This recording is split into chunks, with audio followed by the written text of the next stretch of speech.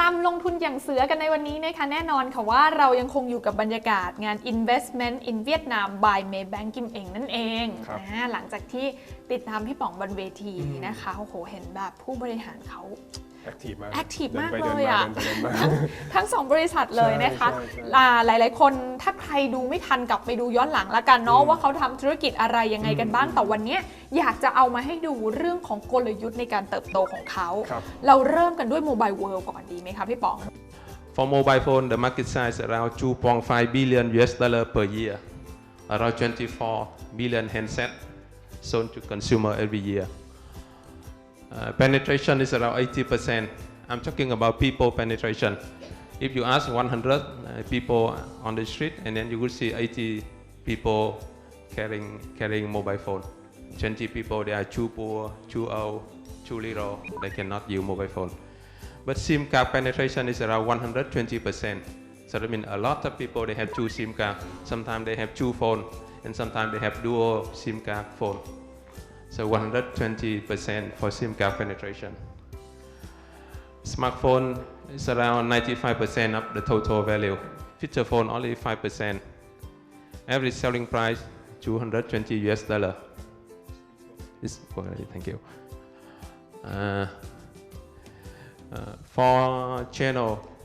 modern trade people, including mobile worlds, are very strong for mobile phone. I think different from Thailand, Vietnamese mobile phone is more prepaid market. 95% customer, they use prepaid tariff. They go and buy top up every month and put in their phone. And very low ARPU. So this is the key reason. Only $5 to $6 US ARPU per month. Very low if you compare with Thailand.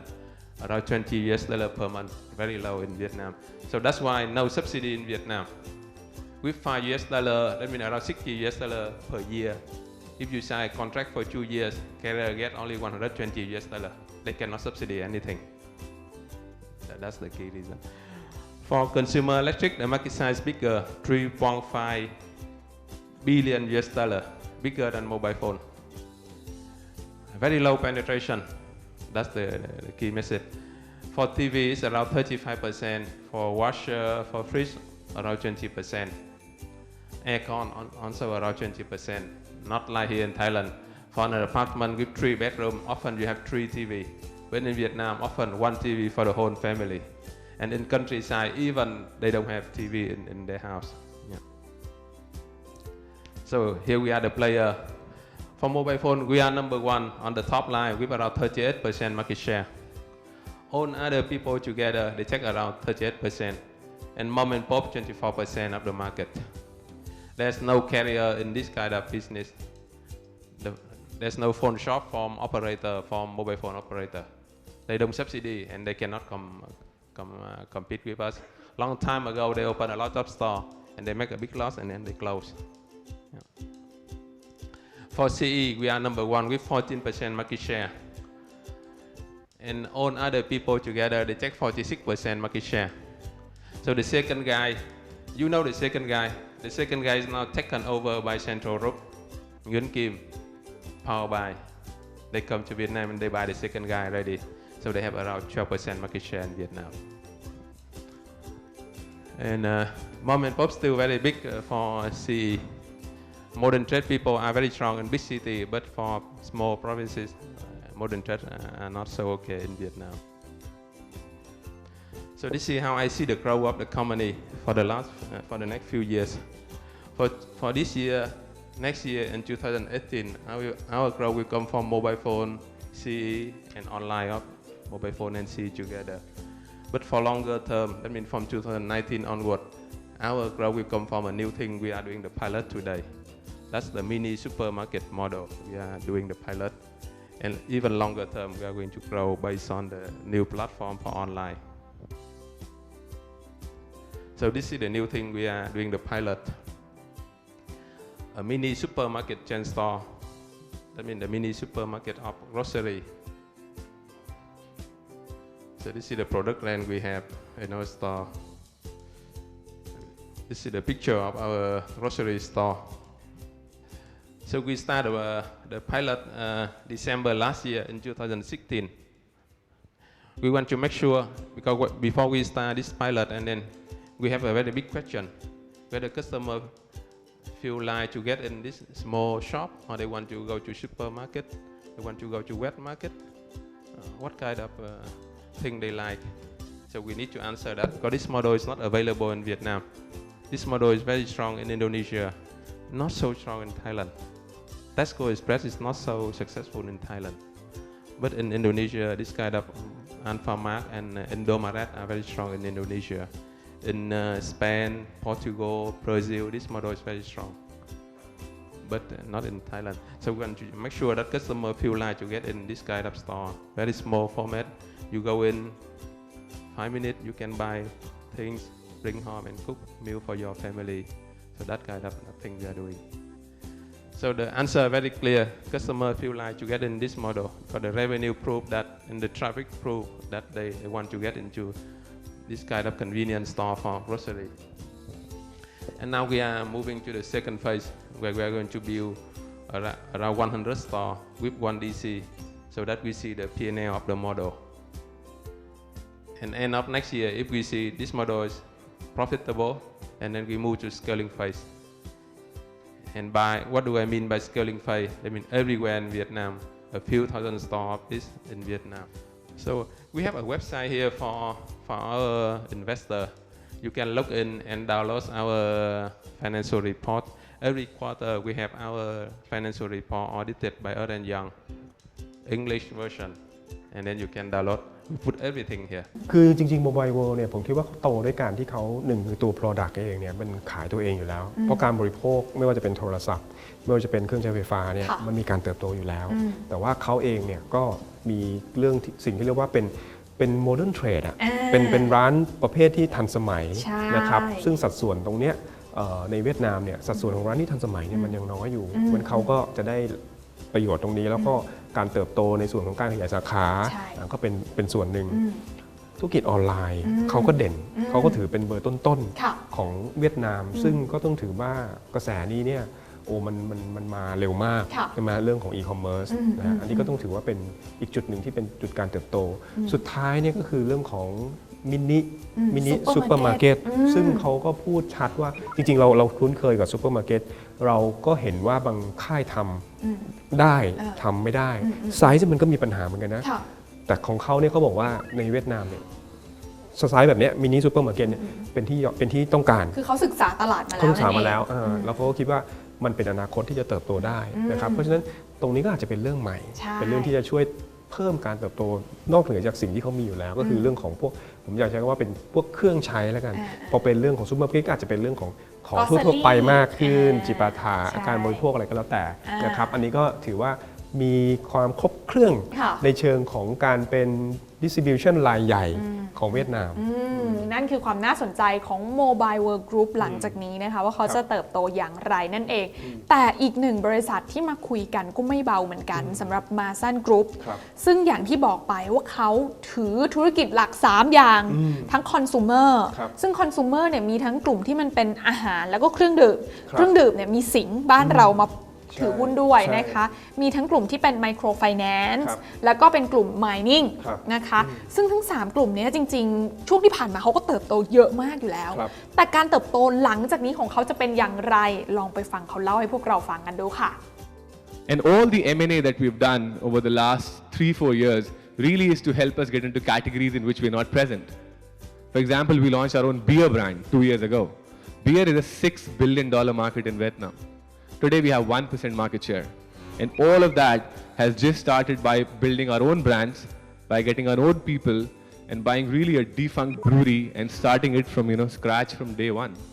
For example, coffee, something I love to talk about. Coffee, Vina Cafe. So Vietnam is the second largest coffee producing company in the world, right? First one is Brazil, of course. Vina Cafe is was one of the largest state-owned enterprises in Vietnam producing coffee. When we acquired Vina Cafe, they used to import semi-processed coffee from countries like Indonesia, countries like Malaysia. Why? Because they didn't have enough processing capacity. they used to process maybe like 1,000 tons of coffee. Their gross margins were one of the lowest in the world, barely 18-19%. Today, after our acquisition, after building a brand new facility for them, I think today Veena Cafe processes maybe 6,000 tons of coffee. If you look at their financials this year, I think they'll do gross margins more than 35%. Since we've acquired Veena Cafe, the revenue which comes from the new brands that we've helped them build is actually higher than what it used to be of the erstwhile Veena Cafe's existing products. So we love to get into categories like this where we think there are champions but which are underutilized, which don't have enough investments, whether it's capacity, whether it's branding, whether it's new product innovation. Those are the categories that we love to get into. And I personally feel that Masan Nutri-Science and meat and branded meat is that next category which will bring a lot of value to Masan Group. Just talks about some of the earlier things, especially in terms of Veena Cafe, how we've been able to increase distribution. Veena Cafe had about 20,000 points of sales. Masan Consumer goes to 250,000 points of sales. So you get a brand which is synergistic with your existing portfolio and put it on a distribution. And we really believe, that the only way you can actually make profits or margin expansion is you really have to work that asset. Just acquiring a Veena Cafe or just acquiring a Nutri-Science or an Anko or Proconco is not enough. You've got to have strategies in place to be able to improve margins. As I said earlier, right, Veena Cafe, I think today we do more than 35% gross margins. Anko and Proconco, two of the biggest animal feed companies in Vietnam, when we acquired them, they used to do 14-15% gross margins. I think this year, these companies will do easily more than 20-21% gross margins on a revenue of more than $1 billion. These are some of the numbers in terms of how Masan Group has been able to grow over the last 4-5 years. I think our revenues are up nearly, 40% in the last 4-5 years. This year, we're on track to grow our revenues another 40%. I think we will finish easily with $2 billion in revenues this year. And our cash generation, especially EBITDA, will be up about 45% itself. I think we'll do more than $400 million in EBITDA itself this year. In fact, our first 6-month numbers, I'll come to that. So today we have actually more than $500 million in cash on our balance sheet. We expect another $450 million from Singa, which should happen hopefully by Jan 2017. And as I said earlier, we do expect to do more than $400 million in EBITDA this year. The point I'm trying to make is that by the end of this year, we'll have $1 billion in cash. And as Vietnam is going through a lot of equitization/privatization, divestments, whatever you want to call it, I think we want to make sure that we have enough dry powder to be able to get some of these assets at valuations we're comfortable with. ฟังดูแบบนี้เห็นภาพแล้วว่าหลักๆน่าจะเติบโตมาจากการซื้อกิจการใช่ไหมคะพี่ปอ ใช่เพราะว่าจริงๆในตัวธุรกิจเขาเองเราคงไม่มีคำถามเนอะเราคงไม่แบบว่าจะได้ไหมไม่ได้ไหมผมว่าไม่แล้วเพราะว่าแบรนด์นี้เขาแข็งแรงมากแล้วทั้งหมดเนี่ยเขามีทีมงานที่เป็นคนคิดค้นสร้างแบรนด์แล้วพอเขาได้สเกลเนี่ยเหมือนกับเป็นบริษัทที่ได้รับการยอมรับแล้วอะที่น่านึกออกใช่ไหมเพราะสินค้าที่เขาขายออกมาเนี่ยเขาก็ขายได้เพราะคนมั่นใจในคุณภาพเขาละแต่จุดที่เป็นจุดเด่นของเขาอย่างนึงเขาถือเงินสดเยอะใช่ไหมฮะที่น่าพูดถึงเรื่องของการ M&A ซื้อกิจการเนี่ยเพราะฉะนั้นกลายเป็นว่าบริษัทเนี่ยถือเงินสดเยอะเพราะว่ารู้ว่าในอนาคตเนี่ยจะต้องมีกิจการต่างๆในเวียดนามเนี่ยอาจจะมีการขายกิจการก่อนออกมาหรือว่าจะมี IPO หรืออะไรก็แล้วแต่นะครับอันนั้นก็เป็นจุดหนึ่งซึ่งใน presentation ของเขาเนี่ยก็ชี้ให้เราเห็นอย่างหนึ่งว่าเขากิจการที่เขาไปซื้อเนี่ยหลังจากซื้อแล้วเนี่ยมันเกิด synergy value นะอย่างเช่นคือ1+1 มากกว่า2เวนนาคาเฟ่ใช่ไหมเข้าไปแล้ว margin เนี่ยเพิ่มขึ้นเท่าตัวอย่างนี้เป็นต้นเพราะฉะนั้นอันนี้ก็คงจะเป็นกลยุทธ์หนึ่งซึ่งมันไม่ใช่เรื่องของการเติบโตของเศรษฐกิจแล้วล่ะมันเป็นเรื่องของการจัดการซึ่งก็ถือว่าเป็นอีกจุดหนึ่งที่น่าสนใจก็ถือว่าเป็นอีกหนึ่งตัวอย่างดีๆซึ่งหลายคนอาจจะมองข้ามไปเนาะว่าบริษัทใหญ่แล้วมันยังมีพื้นที่ในการเติบโตอีกหรือแต่วันนี้เนี่ยแมสันกรุ๊ปก็มาเป็นอีกหนึ่งตัวอย่างที่เขาทำให้เห็นว่าการที่เขาบริหารจัดการช่วงที่ผ่านมาถือเงินสดไว้เยอะๆทำให้มีโอกาสช้อปปิ้งบริษัทต่างๆเข้ามาอยู่ในเครือได้อีกมากเนี่ยนะคะก็น่าจะมีโอกาสในการสร้างการเติบโตหลังจากนี้ได้ด้วยแต่อย่างที่บอกไปนะคะว่าอันนี้ นี้มันเป็นเพียงข้อมูลเบื้องต้น ซึ่งนักลงทุนที่สนใจก็อยากจะให้ไปศึกษาข้อมูลในเชิงลึกนะคะซึ่งก็มีบทวิจัยรองรับใช่นะก็เข้าถึงบทวิเคราะห์เราได้โดยตรงแล้วก็มีการอัปเดตกันเป็นระยะนะครับและที่สำคัญใครที่ฟังแล้วบอกว่าโอ้ยอยากแล้วอย่างนี้เราจะมีวิธีการติดตามราคาหรือว่าความเคลื่อนไหวของหุ้นกันอย่างไรบ้างช่วงหน้ารอแป๊บเดียวพี่สารอเอาข้อมูลดีๆมาฝากกันอยู่แล้วอยากรู้พักสักครู่ค่ะ